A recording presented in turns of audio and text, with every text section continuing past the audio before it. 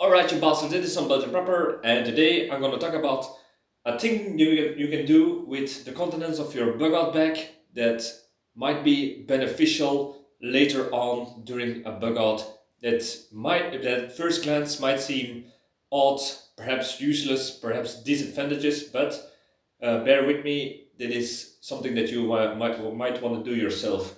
But before we go to start to talk about this, if you're interested in detective stories, there will be a link to my book called Bloody Crosses. So if you're interested, take a look in the description, I would say. So, this is my regular bug bag. Yeah, it seems like a big bag, I know. I've made videos about what's all inside of it. But the problem is, first of all, if you're going to have a bug out bag, most people would take something like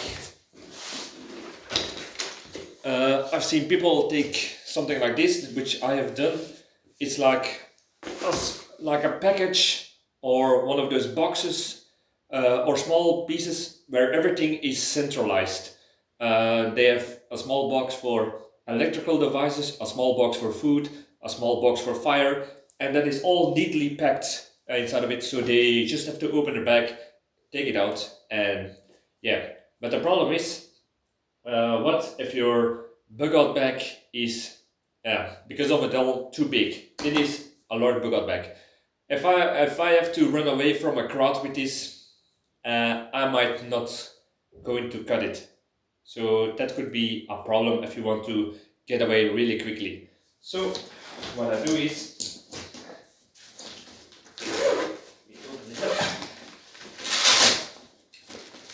I put everything in certain portable bags. It is one of those bags with that you can hang either on your hips or on your back.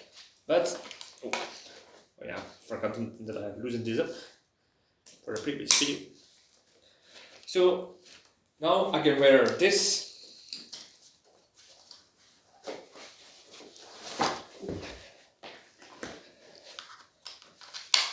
around my body.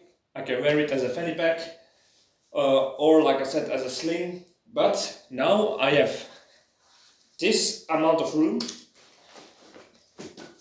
free in my bug out bag. So imagine if you encounter the jackpot. Let's say you caught a big piece of wild. So yeah, you're going to have to put it somewhere. Perhaps you found you need extra water. You found extra water, but where are you gonna put it? If you don't have room on the outside, especially in the summer days, you need more water. So you got room clear. What if you found an extra source of food, like there was, I don't know, rationing or a stored loot, whatever. You found 5 kilograms of rice. Now you can put it in the empty spot because you can now hang it on your belt or somewhere else on the bug out bag.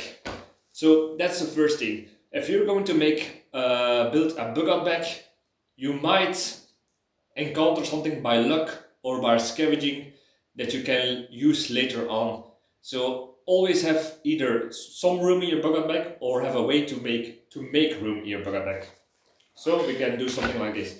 But another problem is, this is actually my bug out bag. Yeah, weird that I take a bug out bag out of a bug out bag. Well, what do I mean by that? This is the bag that contains the most essential things. A way to filter water, my tool, my most important tool, my shamak, a little bit of food, and something like a flashlight. These and my medikit. So these are the most important things you will need in order to survive, and that should be in one package, like a last ditch bug out bag. And why could this be very important? Because, like I said before, if you have to run away from danger, you have to climb on something or you have to cross a river, with a big bag like that, it could be problematic if you don't have much time to prepare. So you can just take your the most essentials in a smaller bug out bag and use that to run away quicker or be more agile than with a big bag. So that's one of the things. Another thing is, if you're on a bug out scenario and you need to, how do I say this, to adventure a little bit. You, for example, you have built a shelter, but you need to fetch some wood. You're going to hunt for some small game, or you're going to find some water. The problem is, if you have built a certain shelter and you go away from it, yeah, now you can either take it the whole bug bag with you, but that could be that could impair your ability to hunt, to carry more water, uh, to find to have space to get some wood, for example. And if you leave that alone, yeah, someone might see it, pass by coincidence, see your bug bag and steal it, for example, or they saw you going there to build a shelter, or they heard you. So that's another reason why I would have this smaller bug bag, because I will always have this with me, and I can leave the less essential items inside of the bug bag. And if that gets stolen, I still got the most important stuff with me, is what I'm trying to say. So that's another reason why you should have a smaller bug bag inside of your bug bag, so to say. Another thing is, if your bug bag, the big one, gets how do you say this, teared. For example, one of the carrier belts has broken off or got damaged to the point that it will they'll loosen everything. Yeah, the moment that will happen, yeah, it's very hard to repair if it's a big bug bag, or it's made with specialized tools. For example, if you don't have a way to repair it, you might want to take the most essential things with you, like the small bug bag, but you can also take the other stuff, which are now in another bag. This is actually more like my food bag and less essential items. So in that way, I can just put it around here. This one sling I could put, loosen this up first, around here.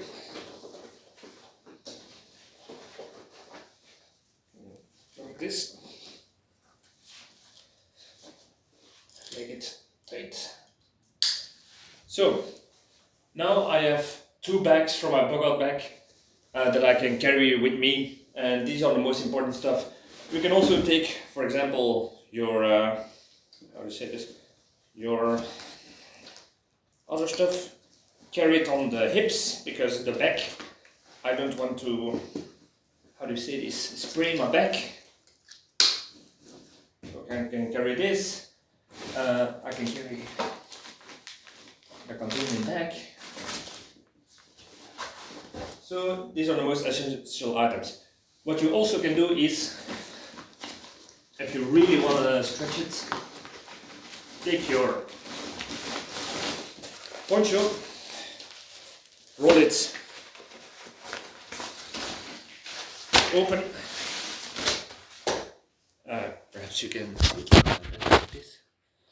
You can open your poncho, take the other stuff with you, and just carry it like you would carry, how do you say this? Also carry it like a sling. So it might prove a little bit more difficult because it's a ring poncho, but it's like a giant hobo bag that you can take with you. Perhaps this you can by hand wrap it around your shoulders, whatever you got.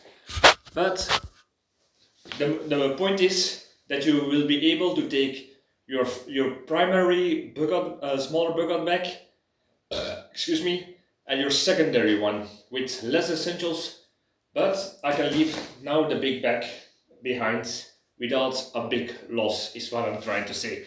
And the same thing goes for if you're on a bug out scenario and they say there is an evacuation, perhaps with buses, a plane, whatever it is, boat, and they say leave your suitcase and your bags behind. Well, they will say to a big bag like this, they will say, you cannot take it, we can only take this much people, and they can only take the essentials with them. So big luggages will be left behind. In that case, you can take your smaller bucket bag, even if they say that this is the big, I can at least take this off and say this is my most essential bag. This will not take that much room. You can perhaps even hide it beneath your clothing. So I will show you.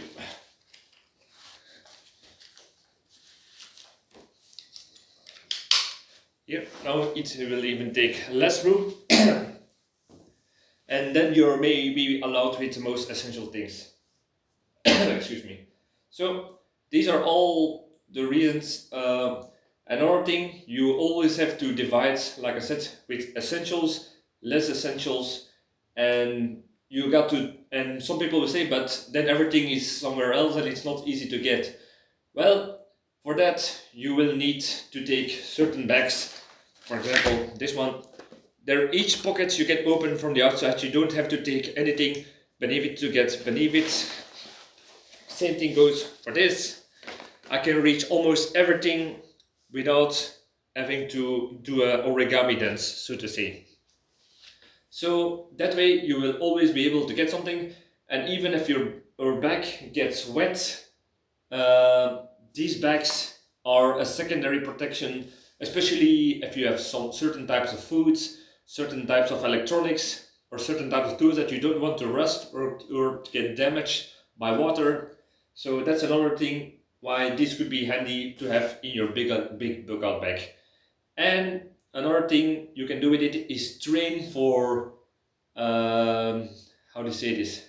You can train for it yourself during your bugout exercises to say, today I'm going to do it bare with only the minimum, or we can do the minimum with bags of food, or we can take everything and do a long-term bugout scenario. So that way you will grow more skills by needing less. And that way you can determine what is most needed for a bugout. I was going to make another point. I think I've forgotten, but you essentially get my drift about these bugout, these smaller bags in a bugout bag. And I hope this video have made you think about your own bugout bag and how to reorganize it, so to say, and tell me how I can even improve this. If you got any ideas, leave it in the comments. I'm always eager to learn new things, and I would say like, subscribe, all the good stuff, and see you next video. Cheers!